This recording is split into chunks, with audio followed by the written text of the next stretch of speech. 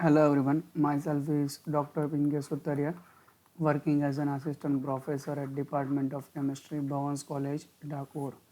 So far in US 05 DCHE 26, that is our organic spectroscopic paper.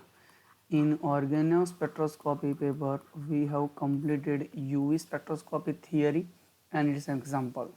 So in today's lecture, we will be studying about the IR spectroscopy. Okay, as we know that the spectroscopy that defines as a electromagnetic radiation interaction with the matter. So it is the interaction of electromagnetic radiation with your matter that is known as spectroscopy. What is IR? IR, that means infrared. Okay, infrared radiation. Okay, so infrared radiation, that is known as IR. So in this chapter we will study about the infrared radiation spectroscopy. So what is infrared radiation and how it is useful for the organospectroscopy point of view? So infrared radiation like IR spectroscopy. Okay, so why we require this spectroscopy? That is the first question. Okay, in UV spectroscopy, we have studied about the different type of transition, whereas in IR spectroscopy, we will be studying about the detection of various functional group. Okay, in UV spectroscopy, you have been studying about the diene as well as enon and aromatic system. Okay, so what is the difference of this functional group and this functional group? So in IR spectroscopy, you can study about the nitro group, aldehyde group, acid group, or aromatic group, or halogen group, or CN group. Okay, n numbers of group you can study in IR spectroscopy. So that is the basic difference between the UV spectroscopy in IR spectroscopy. In IR spectroscopy, you can study a n number of functional group by using a IR spectrometer. So now let us understand what is IR spectroscopy. Okay, so this is the chart of IR spectroscopy. So here we are having a wavelength in centimeter inverse. Okay, in UV spectroscopy we are having nanometer. So this is the basic chart. So here 4000 centimeter inverse to 12,500 centimeter we are having a near IR region. Now 667 up to the 4000 centimeter inverse, that is our IR region. Okay, so this is our main region, that is 667 to 4000 centimeter inverse, and this 50 centimeter inverse up to the 7 centimeter inverse, that is our far IR region. Okay, so this is our near IR region, this is IR region, and this is far IR region. Now in this we are having, we can also convert it into the micron. So this is 0.8 micron, that is 2.5, this is 15 micron, and this is 200 micron. Okay, so in examination they can ask the question, so what is the range of IR? Okay, what is the range of IR? So you can say that 667 to the 4000 centimeter, that is a IR region. Okay, you can also call, that is 2.5 up to the 15 micron, that is also the region of IR. Okay, so this is the basic diagram of IR. So now the question arises, which compound will give the IR and which compound will not give the IR. So IR spectroscopy is depending upon the one term, that is dipole moment. Okay, so now let us understand what is dipole moment and how it is defined, dipole moment. Suppose if I am talking about the H2O molecule, so this is a H plus and this is OH minus. So you are having two pole, one it is positive pole and second is negative pole. So if there is a two pole and if there is a interaction between positive and negative, and there is a positive charge and negative charge in the molecule, So we can say there is a dipole. Now what is dipole moment and how we can calculate the dipole moment?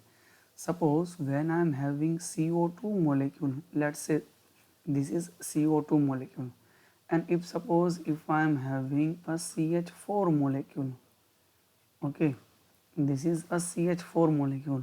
Let's say one more example, that is benzene molecule. Okay, now here oxygen will pull electron, okay, from the carbon. Why? Because oxygen it is more electronegative than the carbon. So what will happen? So this oxygen will pull electron from this side, this oxygen will pull electron from this side. So overall charge of this CO2 molecule, dipole moment, that will be equal to the 0. Okay, now in this comparison of carbon hydrogen, so there will be no dipole moment, or we can say the dipole moment will not equal to the 0. In case of benzene also, there is a dipole moment value, but it is not exactly 0. So if the compound which is having a dipole moment that is not equal to the 0, that will give the IR spectra. Again I am repeating sentence, that if any compound of any molecule which does not have a dipole moment that is not equal to the 0, that compound will give the IR spectra. If any compound or molecule which shows the dipole moment equal to the 0, that will not give the IR. Okay, so if suppose if we are talking about this compound, let's say we are having CO2 molecule, okay, and suppose if we are having CH3 and NO2 molecule, nitromethane molecule. Now if this compound which is having dipole moment equal to 0, and if this compound is not equal to 0, so it is called as IR inactive molecule. Okay, why? Because it does not give IR spectra. If mu not equal to 0, it will give the IR. So that is why it will give the IR spectra, and that is why it is known as IR active. Now if any compound which not give the IR spectra, it will give the Raman spectra. Okay, if any compound which will not give the IR, it can give the Raman spectra. If any compound give the IR spectra, it will not give any Raman spectra. Okay, if IR active, Raman inactive, IR inactive, Raman active. So that is the basic difference between the IR and Raman. In your old syllabus of Gujarat University, you are having a Raman spectroscopy. But in this spectroscopy paper, you are not having Raman spectroscopy. So we will not discuss about the Raman spectroscopy. Okay. Okay, now let us understand the theory of IR spectroscopy, and in theory we will discussing about the molecular vibration. Okay, so that is the main part of IR spectroscopy. You just have to see what is the difference between the vibration. Okay, so here vibration can be classified into two types. First one, that is stretching. Okay, first one, that is the stretching, and second one, that is bending vibration. Okay, so first of all, what do you mean by stretching and what do you mean by the bending? Suppose if I am talking about the H2O molecule, so this is our H2O molecule. Okay, now what do you mean by the stretching? Suppose let's think that this H1 and H2, okay, H2O, this hydrogen to hydrogen will stretch the oxygen molecule. Okay, suppose if you are talking about the rubber band, if you are stretch this rubber band, so that is the stretching. Okay, so in the stretching you are having two types, that is the symmetric stretching and asymmetric stretching, that we will see in further part. So first of all, let us understand what is stretching. In any molecule of organic, there is a stretching vibration and there will also a bending vibration. What is bending vibration? Suppose if I am having NH3 molecule, or let's say NH2 molecule, okay, that is RNH2, or let's combine together H2O molecule. Okay, so what will happen over here? Bending molecule. Bend means, suppose if I am holding one pen and if I want to hold it down in the upward side or downward side, suppose if I'm having a pen on upward side and if I'm rotating that in a downward side, so that is known as bending. You can bend, you can also bend your hand. So in the molecule there is also a bending vibration. So that is the basic difference between the stretching as well as the bending. Now let us understand the types of stretching as well as the bending. So what is the stretching and bending? So here in a vibration, let us combine together. Here we are having a molecular vibration, okay, molecular vibration, okay.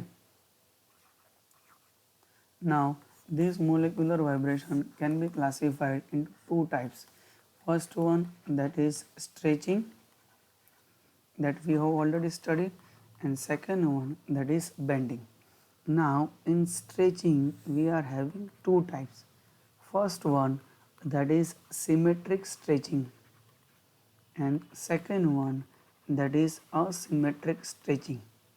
Okay, what is symmetric stretching? Suppose if I am having a H2O molecule. Now if these both H will pull oxygen from the same direction, then it is known as symmetric stretching.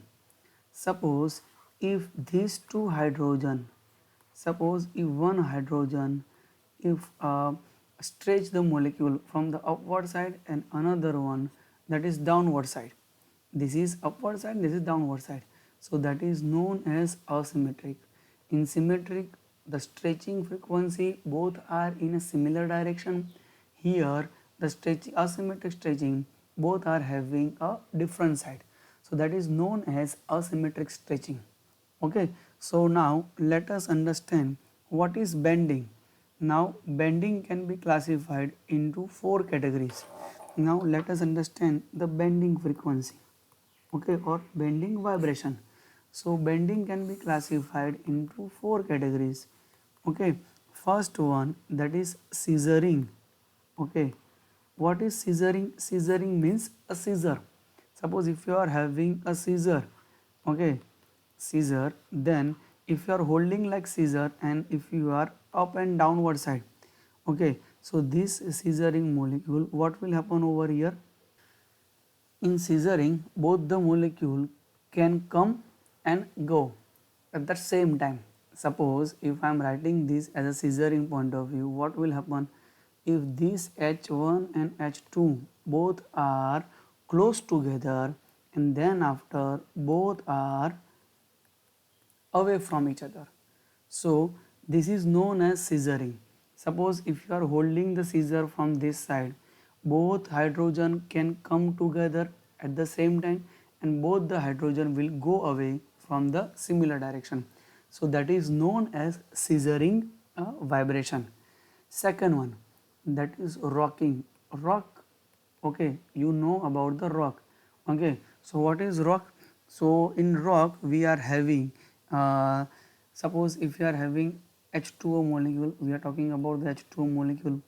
Okay, if both hydrogen, okay, oxygen will remain as it is. Both hydrogen can come together from the same side and both hydrogen goes towards other side, that is known as H2O molecule.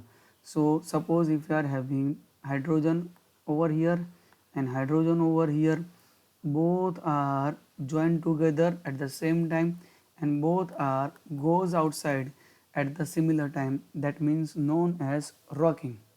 Okay, so basically it is known as a rocking bending vibration.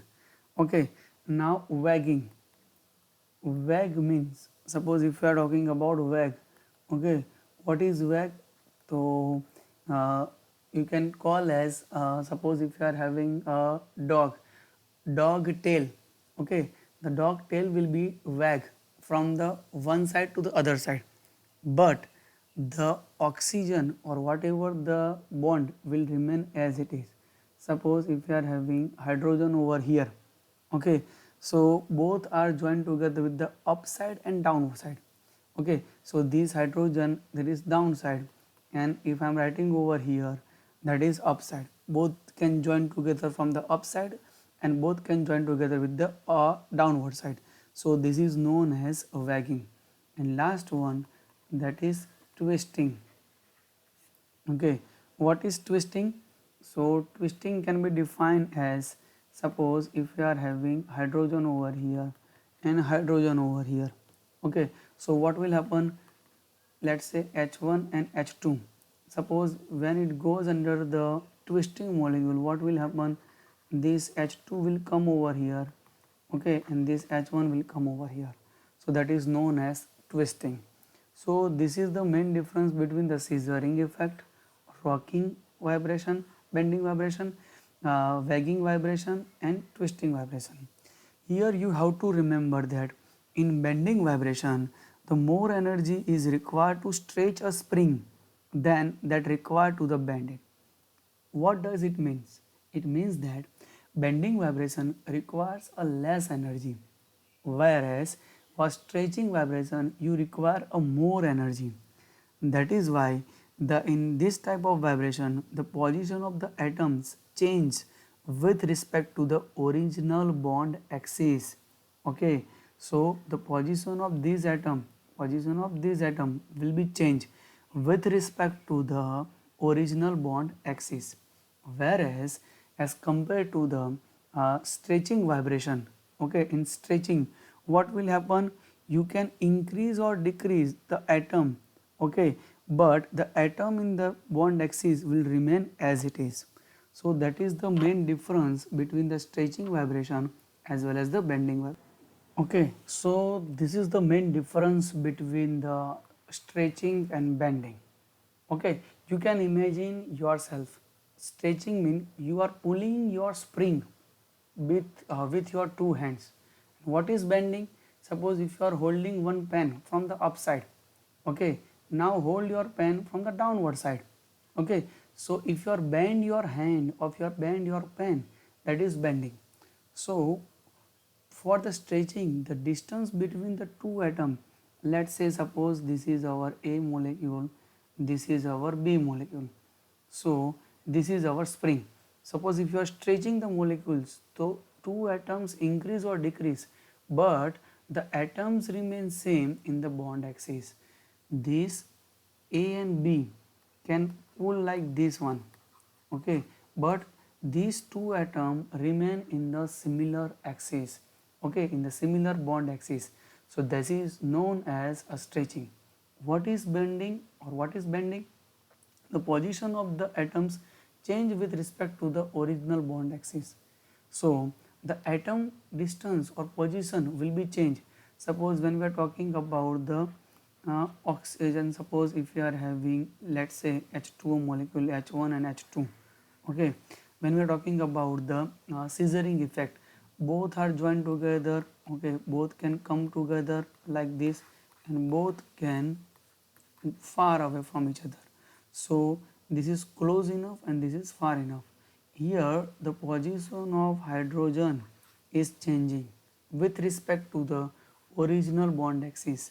So this is known as bending. Okay, so this is the main difference between the stretching frequency as well as the bending frequency. One more thing you have to remember, that you require a more energy, okay, more energy for the stretching frequency. You require a less energy for the bending frequency, okay, bending vibration. So there is two type of vibration, that is stretching vibration and bending vibration. In stretching we are having a two, that is symmetric or asymmetric. In bending we are having scissoring, twisting, rocking and wagging. Okay, again I am repeating this thing. Okay, so this is the concept chart of molecular vibration. You can remember by this thing. So molecular vibration can be classified into two categories. First one, that is stretching. In stretching we are having a symmetric stretching and asymmetric stretching. This is the chart for the Ab2O molecule. You can also call it a CO2 molecule or H2O molecule. Okay, A that is a carbon and B2 that is oxygen. Here A that is oxygen and B2 that is hydrogen. So symmetric stretching, both the direction, that is in the similar direction, that is known as symmetric stretching. asymmetric stretching, both directions are different. Now for the bending frequency, okay, or bending vibration. So bending vibration can be classified into 4 categories. So in the first categories you can have a scissoring effect. Okay, what is scissoring effect?